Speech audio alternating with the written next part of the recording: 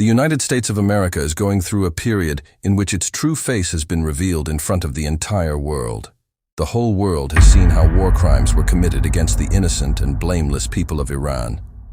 How the Prime Minister of Venezuela was hijacked and taken to America by the U.S. military.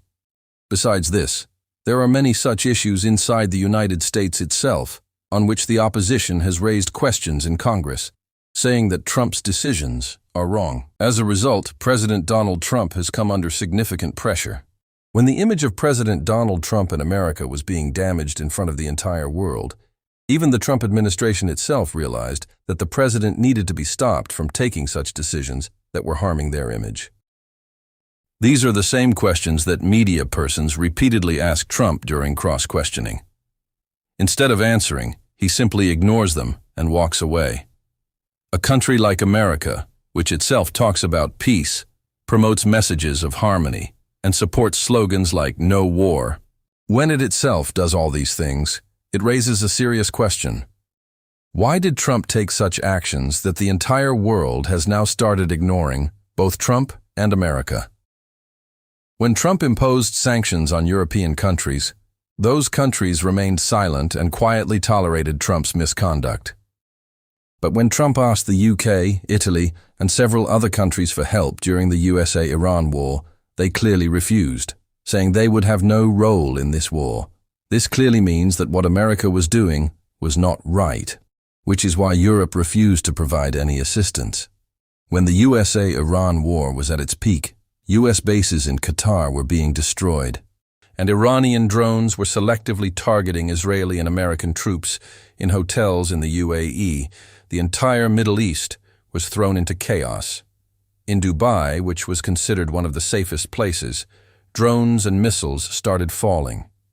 At that time, every American, no matter which corner of the world they came from, just wanted to leave the region by any means possible. But due to flight cancellations and airport restrictions, people got stuck wherever they were. Americans who had come to fight or to provide security to the Middle East were now only worried about saving their own lives and escaping from there. The black market became active, and people started paying hundreds of thousands of dollars to escape by dinghies and even by sea ships. Some people remained trapped there.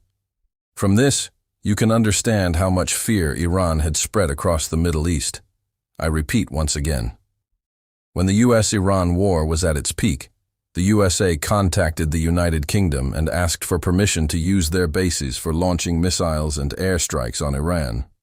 But the United Kingdom clearly refused, saying they would not allow the use of their bases for fighting a war with Iran. At that point, America realized that it was now losing its power. Panic spread inside the USA, and Trump started making major changes in his administration. The army chief was replaced. At that time, America seemed completely confused, as if it had started a war, but no longer knew what to do next, because now everything was coming back to haunt America itself. For example, when America told Saudi Arabia to attack Iran, Saudi Arabia remained silent. The UAE also chose silence, because they understood that if they took such a step, Iran would increase its aggression in retaliation, attack their oil facilities, and create a dangerous situation across the entire region. The surprising thing is that at the same time, when America attacked Iran and Khamenei was killed, the USA thought that simply eliminating Khamenei would bring everything under their control. They believed that since the Iranian public was already protesting against Khamenei's government, they would easily take over Iran and install a puppet leader to rule it. But exactly the opposite happened. When Israel and the USA attacked Iran, the Iranian public showed even more passion and anger.